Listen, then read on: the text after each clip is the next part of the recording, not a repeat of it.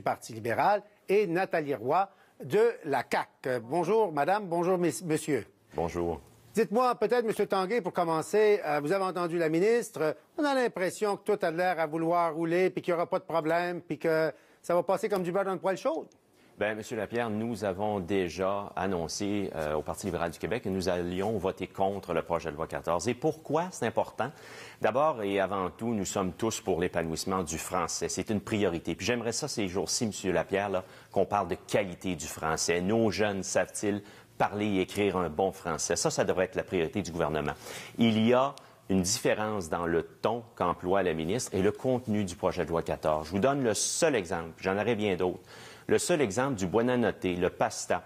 Ils ont eu une mise en demeure de l'Office de la langue française pour corriger. On s'est tous rendu compte qu'il y avait eu un excès et à ce moment-là, l'Office a retiré. Bien, vous savez que le projet de loi 14, c'est le seul exemple que je vous donne, qui est coercitif, retire cette obligation de l'Office et le dossier du Buonanotte, ce n'est pas dans les médias qu'on l'aurait réglé, c'est devant la Direction des affaires criminelles et pénales. C'est ce que fait le projet de loi 14 et j'espère qu'on aura l'occasion, j'en suis convaincu, de démontrer tout le ton coercitif et régressif de ce projet de loi-là dans le cadre de la commission parlementaire. Et Mme Roy, vous, au fond, vous détenez la balance du pouvoir, parce qu'à partir du moment où les libéraux ont décidé qu'eux autres, c'était pas le temps et que c'était pas ce qu'ils voulaient, vous allez avoir le droit de vie ou de mort sur le projet de loi. Là. Comment est-ce que vous vous enlignez? Absolument. Comment on s'enligne? Mais ce matin, on a fait une conférence de presse au cours des dernières heures. Et ce qu'on dit, c'est que c'est pas seulement le Parti québécois là, qui a le monopole de la protection de la langue française au Québec. Pour la Coalition Avenir Québec, c'est très important, la protection du français. Naturellement, nous, ce qu'on dit, c'est qu'il faut y aller de façon intelligente, de façon également à respecter les droits de nos minorités qui sont ici également. Et outre cela, j'écoutais tout à l'heure la ministre de Courcy dire oui, et là je la cite, c'est un débat qui peut créer des crises. Alors nous, ce qu'on dit, c'est est-ce qu'on a besoin de revivre de vieilles chicanes? La réponse, c'est non. Cependant, il faut dire qu'il y a des choses, dans le projet de loi 14, il y a des choses qui sont bonnes, avec lesquelles nous sommes d'accord, mais il y a également des irritants. Et ces irritants-là, il va falloir que la ministre recule. Et d'ailleurs, elle a commencé déjà, pour ce qui est des municipalités de moins de 50 de population anglophone, des municipalités au statut bilingue, vous l'avez entendu tout comme moi, dire que le fait de demander aux villes elles-mêmes si elles voulaient ou non conserver ce statut, c'était quelque chose d'intéressant. Bien ça, nous, la Coalition, on va se battre pour ça parce qu'on dit qu'on n'a pas à raviver des chicanes dans 90 petites municipalités à travers le Québec, alors qu'il y a 1100 villes au Québec, où il y a des habitants, des gens qui vivent en toute quiétude, il n'y a pas de problème linguistique, et on veut raviver ça. Alors nous, on est totalement contre ces vieilles chicanes. On sait que peut-être le Parti québécois veut-il nous ramener sur des vieilles chicanes. Cependant, c'est vrai qu'il y a des problèmes linguistiques au Québec, et c'est vrai qu'il faut s'y attaquer. M. Tanguay, par exemple, la question des villes, je sais que ça fatigue beaucoup de monde. Moi, dans les cantons de l'Est et tout ça, les gens sont inquiets. Pourquoi est-ce que vous pensez que le PQ ramène cette histoire-là quand il n'y en a pas de chicane, là? M. Lapierre, peut-être sur le point, justement, de Mme Roy. Vous voyez, Mme Roy, j'étais là lors de l'étude des crédits. Mme Roy a suggéré qu'il pourrait y avoir des consultations sur les 84 villes ciblées par le statut bilingue. Et on a vu que la ministre a récupéré la balle au bond et vient d'en faire état longuement devant vous.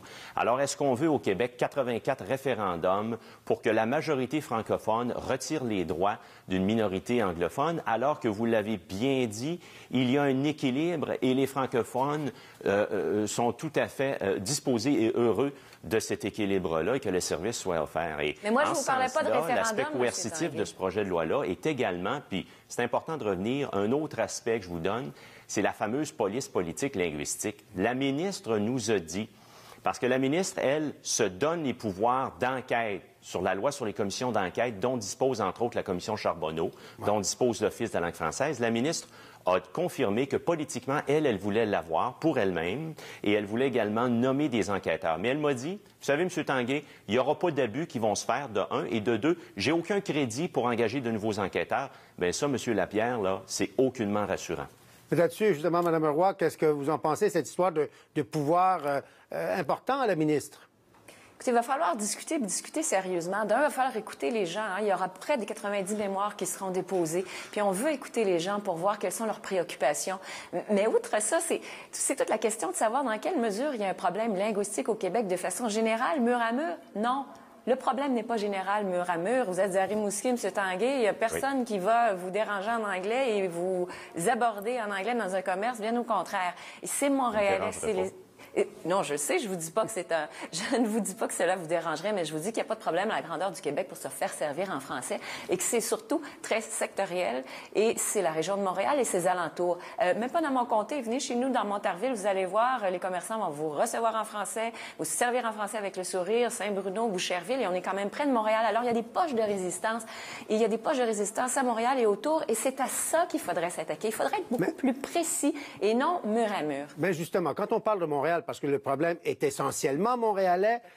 Comment est-ce qu'on réussit? Parce que cette histoire de dire qu'on se fait servir en anglais, tout ça à Montréal, moi, en tout cas, je vis à Montréal, je magasine à Montréal, et c'est pas ça le quotidien là, du monde.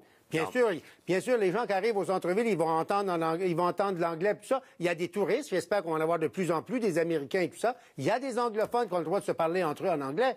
Mais en dehors de ça, bien sûr, il y a la composition linguistique de Montréal. Et comme j'en parlais avec la ministre, c'est beaucoup plus financier qu'autre chose. Le fait que les francophones s'en vont en banlieue, c'est un choix pour les jeunes familles et tout ça. Et comment est-ce qu'on réussit à garder des francophones, des jeunes à Montréal, plutôt que se faire une espèce de trou de beigne? Ça, est-ce que vous avez réfléchi à ça? Peut-être M. Tanguay, Mme Roy? Oui, M. Lapierre. Alors, on aura l'occasion de voir ce que proposera le ministre Lisée, qui, tout à fait, là, un peu plus tôt dans votre entrevue avec la ministre, là, on ne veut pas commencer à jouer dans les hypothèques des gens, mais il y a une réalité économique. Ceci dit, parler de Montréal, moi, je vais vous donner un exemple. La stratégie commune 2008-2013, dont la ministre était l'une des signataires comme présidente de la Commission scolaire de Montréal. Et en ce sens-là, il s'agit des mesures d'accompagnement, de soutien, parce qu'effectivement, ça prend pas juste le discours de dire, on va limiter les droits, mais on ne mettra pas une scène, ça prend des investissements pour faire en sorte d'accompagner les entreprises. Et vous le savez, les entrepreneurs nous le disent, c'est payant faire affaire en français. Alors, cette stratégie-là visait les syndicats, le patronat, les commissions scolaires et faisait en sorte d'avoir des programmes pour aider la francisation, faire en sorte d'accompagner les entreprises qui ne demandent pas mieux que d'ajouter de façon pleine et entière cette corde à leur arc. Et je suis tout à fait d'accord avec vous, M. Tanguay, à cet égard. Ce qu'on veut, nous, à la Coalition, c'est justement accompagner les entreprises. On ne veut pas de nouvelles mesures coercitives. Elles existent déjà dans la loi 101. Cependant, ces entreprises-là ont besoin d'aide, ont besoin d'accompagnement. Et le gros du problème, le nœud du problème, c'est justement à l'immigration. A-t-on les moyens? Sommes-nous capables de bien accueillir nos nouveaux arrivants et de les franciser? Et la réponse, c'est non, parce que savez-vous qu'actuellement, il y a 40 des nouveaux arrivants au Québec qui ont passé à travers les mailles du filet. On ne sait pas où ils sont dans la mesure où ils n'ont pas eu de cours de francisation. Et il est là le problème. C'est bien beau mettre des responsabilités sur les épaules des entrepreneurs, mais cependant, il y a une responsabilité de l'État. La responsabilité de l'État, c'est de franciser nos immigrants. Et c'est là que le bas blesse. Et c'est à ça qu'il faut s'attaquer. Et là-dedans, dans le projet de loi 14, il y a des mesures justement pour aider à l'immigration, donner davantage de cours, davantage de... En autant qu'il y a des moyens. On en a besoin. Ça prend les moyens, ça prend les... Mais justement, sur les entrepreneurs, ça fatigue, là, les petites entreprises. Le 26, là, à 50 employés, est-ce que ça va passer, ça? Je sais que les libéraux, vous allez voter contre. Mme Roy, est-ce que vous allez laisser passer cette mesure-là? Pas facilement, non. Parce que ce qu'on a dit ce matin, c'est qu'il ne faut pas augmenter le fardeau administratif de nos petites et moyennes entreprises. Ça, c'est vraiment la colonne vertébrale de l'entrepreneuriat au Québec. Et on le sait, nos entrepreneurs, nos propriétaires d'entreprises sont égorgés. Ils sont déjà débordés par la paperasserie. Actuellement, au Québec, il y a des documents à remplir. Il y a plus de 29 formulaires pour être conforme au Québec quand on a une entreprise, comparativement à 23 en Ontario. Alors, en partant, on est déjà sûr. On a une bureaucratie qui dépasse celle des autres. Pourtant, on est en compétition. Et là, avec le projet de loi de 14, on vient de rajouter des documents. C'est écrit noir sur blanc dans le projet de loi 14. Les entrepreneurs, des entreprises devront remplir les annexes. Écoutez, on en rajoute. On va suivre ça avec grand intérêt, mais on espère qu'on va pouvoir avoir un débat serein et que le bon sens va prévaloir. Merci infiniment. Et on va suivre vos délibérations en commission parlementaire. Merci. Messieurs, ne bougez pas parce qu'après la fois...